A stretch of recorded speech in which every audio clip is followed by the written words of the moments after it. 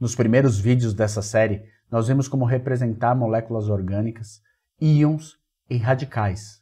Agora, nós vamos conversar sobre número de oxidação, tentar estabelecer uma relação entre o estado de oxidação no carbono em moléculas e as suas cargas formais. Então, pessoal, como sempre, aqui estão as referências para o vídeo de hoje, que vai tratar de número de oxidação, que também é chamado de estado de oxidação. Se a gente pegar o cátion amônio, aqui eu estou representando a carga positiva não no nitrogênio, mas deslocalizada em todos os átomos. Eu não estou explicitando que a carga positiva está no nitrogênio.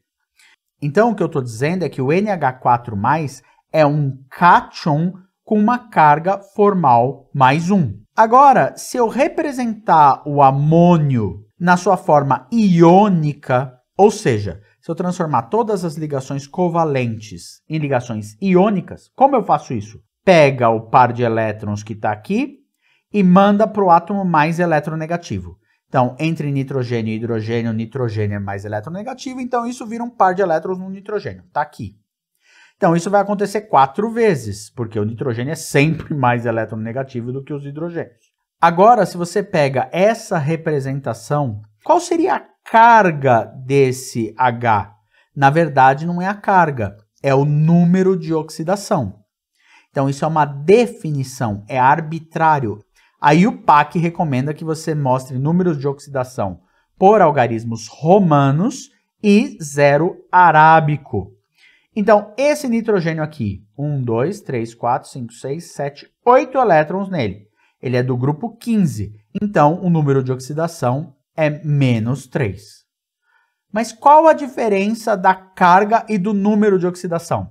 Se você somar todos os números de oxidação aqui, isso tem que dar a carga formal. Então, eu tenho mais 4, menos 3, mais 1 é a carga formal. Tudo isso daqui é arbitrário, é um método para você determinar número de oxidação. Então, vamos lá. Se você pegar o metano está aqui da forma como a gente aprendeu a escrever com estrutura de Lewis. Agora você faz a representação puramente iônica. Carbono e hidrogênio, carbono é mais eletronegativo, fica com o par de elétrons.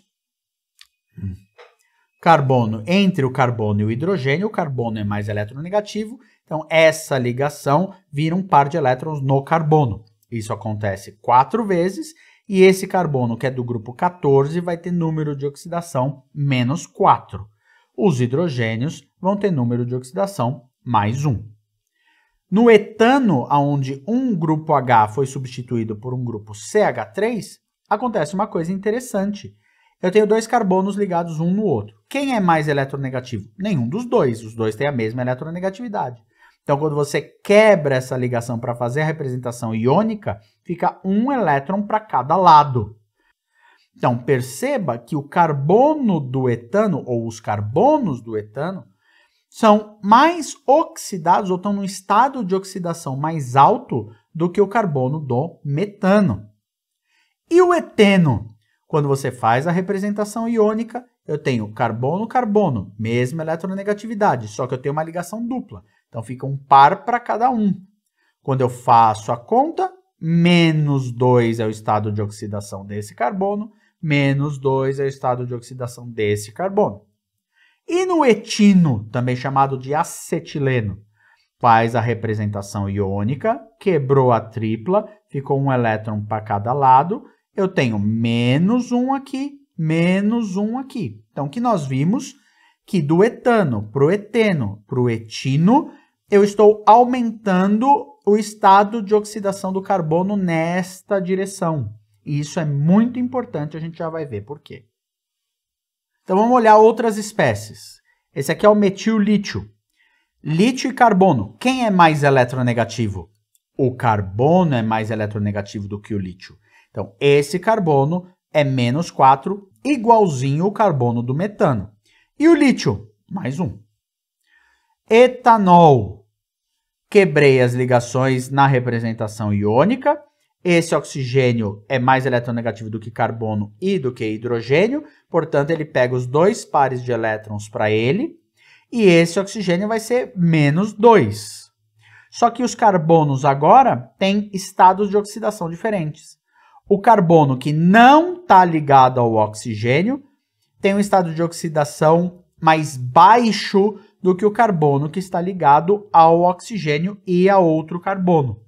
Então, estar ligado a elementos mais eletronegativos aumenta o estado de oxidação do carbono. E o formaldeído, representação iônica, esse carbono tem estado de oxidação ou número de oxidação 0 e o oxigênio menos 2. E o cianeto de hidrogênio, esse carbono tem número de oxidação mais 2. Dá uma olhadinha, nitrogênio é mais eletronegativo, esses pares de elétrons foram todos para ele, e agora esse carbono tem 2 elétrons, estado de oxidação mais 2. E dióxido de carbono? Nós temos o carbono sem nenhum elétron na representação iônica e, portanto, com um número de oxidação mais 4. Então, a gente está mostrando que o estado de oxidação do carbono pode variar de menos 4 a mais 4, dependendo de com quem e como ele está ligado. E para espécies carregadas, como é que funciona? Bom, agora a gente tem o etanol que foi protonado. Então, nós colocamos um H+ ligado no OH do etanol. E a gente pode fazer isso? Pode, porque esse oxigênio tem uma carga formal mais 1, tá tudo certo. Então, o oxigênio fazendo 3 ligações aqui é tão certo quanto o oxigênio fazendo 3 ligações no H3O+. Perceba que quando a gente faz a representação iônica, o oxigênio é mais eletronegativo do que o carbono e do que os hidrogênios. Ele pega todos os pares de elétrons das ligações para ele. Então, a soma dos números de oxidação tem que dar a carga formal, sempre.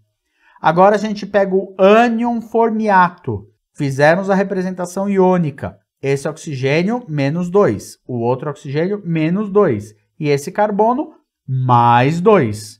Se você somar tudo, menos 2, mais 1 e mais 2, você tem a carga negativa que está aqui representada como a carga formal. Peroxinitrito, uma espécie reativa de nitrogênio e oxigênio, muito importante no contexto biológico.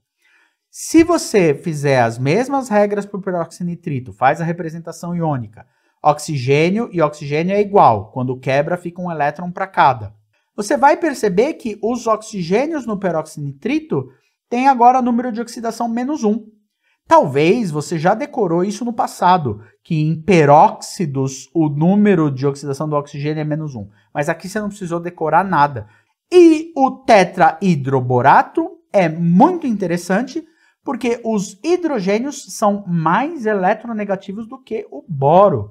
E com isso você tem 4 hidrogênios com número de oxidação menos 1 e o boro com número de oxidação mais 3. E se você somar tudo aqui, você chega em menos 1, que é a carga formal do ânion tetrahidroborato. Então vamos pegar esses compostos aqui. Todos eles são hidrocarbonetos, porque só tem carbono e hidrogênio. E como eles só têm ligações simples, eles são chamados de alcanos. Então, se você pegar todos esses alcanos aqui, você vai perceber que à medida que você está aumentando o grau de substituição nesse carbono central, você está mudando sistematicamente o número de oxidação. Então, menos 4, menos 3, menos 2, menos 1, 0. Só que você pode se referir a esse carbono pelo grau de substituição dele, não só pelo número de oxidação. Então, olha que interessante. Metano é único, você não classifica esse carbono, é o carbono do metano. Mas no etano, qualquer um dos dois carbonos, eu selecionei esse aqui para você prestar atenção, esse carbono está ligado a um único carbono. Então, esse carbono é um carbono primário. Agora, no propano, este carbono está ligado a 2 outros carbonos. E, portanto, esse é um carbono secundário. Aqui a gente tem um carbono terciário. E aqui a gente tem um carbono quaternário. Então, se eu quiser comparar essas espécies com a terminologia correta, eu posso falar o carbono secundário do propano tem número de oxidação menos 2, enquanto o carbono quaternário do 2,2-dimetilpropano tem estado de oxidação 0. Então, a classificação dos carbonos conforme o número de substituintes é importante para você usar a terminologia correta quando vai descrever diferentes carbonos.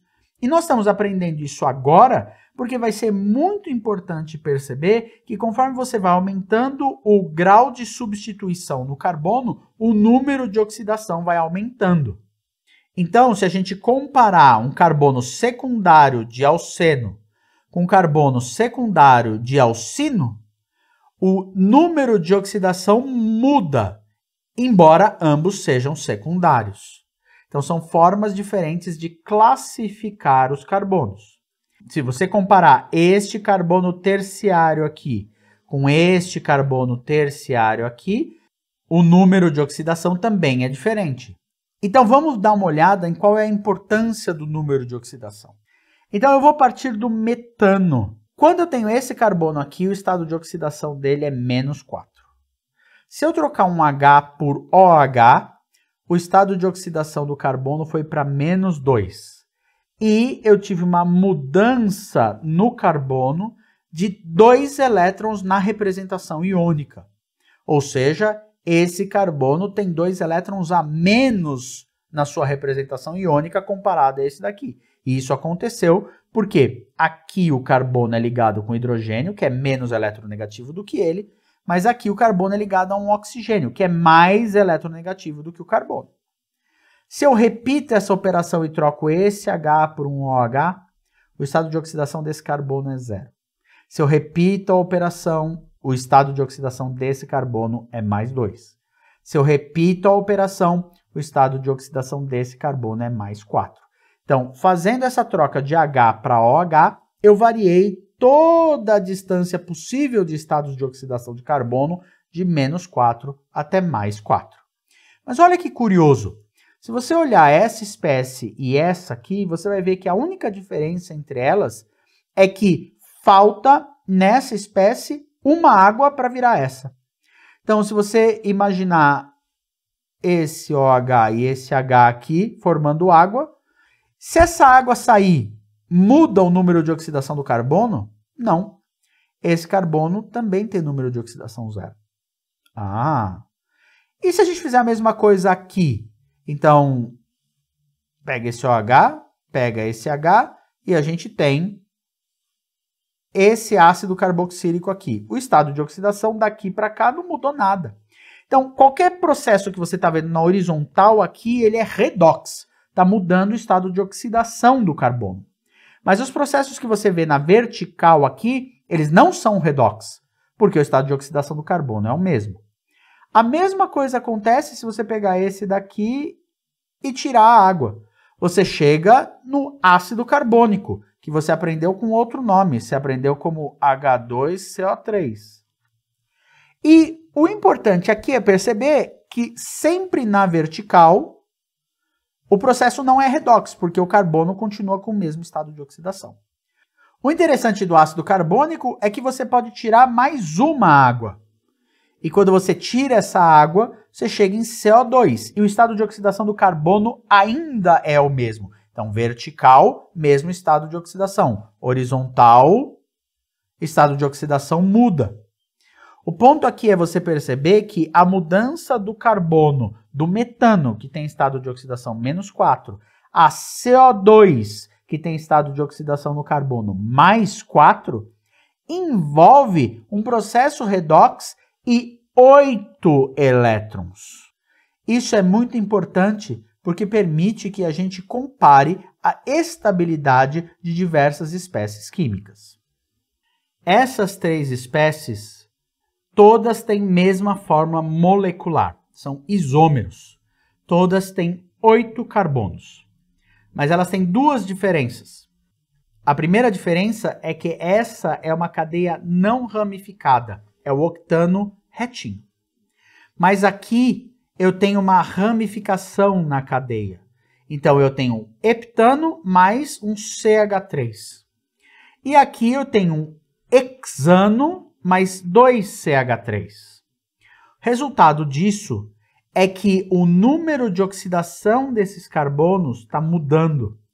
Menos 2 aqui, menos 1 aqui, 0 aqui. Se a gente queimar qualquer uma dessas espécies, nós vamos chegar em CO2 e água. E como eles são isômeros, nós chegamos com as mesmas quantidades das espécies e a mesma quantidade de oxigênio, na mesma quantidade de CO2 e água. Então, se a gente comparar quanta energia foi liberada em cada uma dessas reações, nós sabemos qual dos três compostos é mais estável. Na verdade, nós podemos saber a ordem de estabilidade dessas moléculas. Então, a combustão do octano libera 5.471 kJ por mol de energia na forma de calor.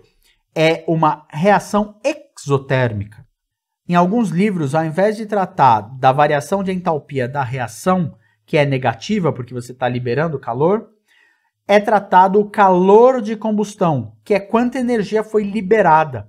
Perceba que o número é o mesmo, só muda o sinal. Então, se você liberou esse tanto de energia para o octano, e se você pegar esse composto, que também tem 8 carbonos, mas tem um carbono mais oxidado, a quantidade de energia liberada é 5.458, ou seja, é menor. Essa menor energia indica que este composto é mais estável do que este composto. E a gente pode correlacionar isso com o estado de oxidação dos carbonos. Nesse carbono aqui, eu tenho um estado de oxidação mais alto do que esse. Então, em outras palavras, eu tenho um carbono nessa espécie que tem um estado de oxidação mais próximo do estado de oxidação do carbono do CO2 do que aqui. Então, olhando a variação de energia na combustão desses compostos, eu consigo inferir estabilidade. E essa estabilidade se relaciona com o estado de oxidação dos carbonos nessas moléculas. Então, se eu expando essa ideia para uma série maior de compostos, que são todos isômeros, todos têm a mesma fórmula molecular, e considero que a combustão deles vai levar sempre ao mesmo produto, aos mesmos produtos, 6 CO2 e 6 águas, eu libero 4.034 kJ por mol aqui. E eu libero 4.009 kJ por mol aqui. Isso significa que esse composto é mais estável do que esse. Perceba que esses carbonos aqui são mais reduzidos do que esse carbono aqui. Em outras palavras, o estado de oxidação desses carbonos é mais alto do que o estado de oxidação desses daqui. Note que, às vezes, certas variações na estrutura, mantendo o número de oxidação, mudam a energia liberada na combustão. E por quê? Porque, embora o número de oxidação se correlacione com a estabilidade do composto, ele não é o único fator que importa para estabilizar uma determinada substância. Esse é um ponto-chave. A estabilidade se correlaciona com o estado de oxidação. A gente consegue ver essa estabilidade a partir de medidas experimentais de calor liberado na combustão. Mas não é só o estado de oxidação dos carbonos que interfere ou que influencia a estabilidade do composto.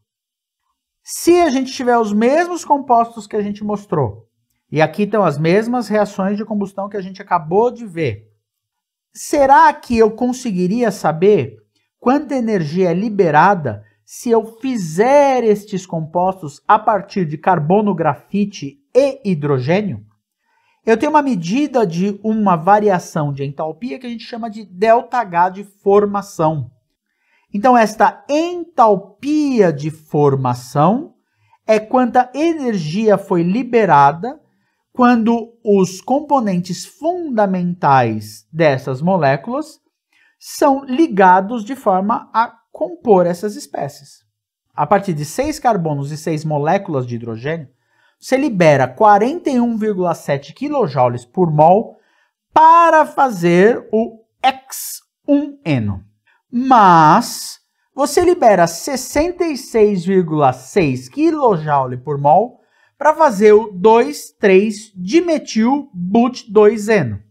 Então, isso sugere que quanto mais energia você liberar na formação da espécie, mais estável ela é. Então, se o parâmetro que você está usando para medir estabilidade é o ΔH de formação, quanto mais energia for liberada no processo, mais estável é a molécula produzida. Mas se você estiver olhando a combustão, quanto menos energia for liberada, mais estável a espécie. Mas você tem que usar esses diagramas com cuidado. Se a gente pega as mesmas moléculas aqui e a gente está partindo da formação, então isso aqui continua igualzinho a gente acabou de ver. O que nós estamos percebendo? Que a partir desse reagente, que é o mesmo para todos, nós estamos chegando em diferentes produtos. Mas eu tenho uma coisa em comum entre todos eles. Todos vêm do mesmo lugar. E se eu libero mais energia aqui na formação, essa espécie é mais estável. Mas se eu uso, por exemplo, uma reação diferente para ver a estabilidade deles, digamos, uma hidrogenação, a hidrogenação desses 3 primeiros compostos, que é simplesmente colocar um H2 onde tem essa dupla e quebrar a dupla, eu chego no mesmo produto nos 3 casos. Colocou H2 aqui, colocou H2 aqui, colocou H2 aqui, eu chego sempre em hexano. E se você quiser comparar essas 3, a reação é a mesma, chega no mesmo produto. Então, esse é mais estável do que esse, é mais estável do que esse, porque essa espécie liberou menos calor nesse processo, comparado, por exemplo, a essa daqui. Tá tudo certo. Então, essa reação é menos exotérmica do que essa daqui. Mas, quando você vai comparar esses derivados fazendo a mesma reação de hidrogenação, os produtos são diferentes quando comparados a esses. Então, você tem que tomar muito cuidado para não comparar laranja com banana. O ΔH de formação dessas espécies é diferente do ΔH de formação dessas. Então, essas variações de energia não são diretamente comparáveis com essas variações de energia, porque embora a reação seja a mesma, você está partindo de reagentes diferentes e chegando em produtos diferentes. E por isso, a gente normalmente usa a reação de combustão, que vai levar a CO2 e água, para comparar a estabilidade de isômeros, porque todas essas espécies são isômeros, mas a reação de hidrogenação, por exemplo, leva a produtos diferentes, e você tem que estar atento. Mas essa reação de hidrogenação pode ser usada para mostrar uma coisa muito interessante. O ciclohexeno, quando ele é hidrogenado a ciclohexano, ele libera 120 kJ por mol. Então a gente pode inferir que uma dupla nesse ciclo libera 120 kJ por mol.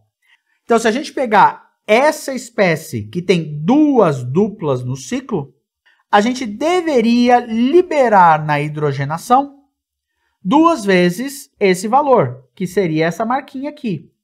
A gente libera quase isso, é um pouquinho mais baixo. Ah, curioso ser mais baixo. Mas olha que interessante. Se a gente pegar essa espécie aqui, que tem 3 duplas no ciclo, a gente deveria ter 3 vezes esse valor de energia liberada. Mas, na verdade, a gente não libera toda essa energia, a gente libera muito menos. Então, a hidrogenação do benzeno ao ciclohexano libera muito menos energia do que o esperado. E por quê? Porque quando você tem essas 3 duplas num sistema planar e elas são alternadas duplas simples, este composto ganha uma característica que nós chamamos de aromaticidade.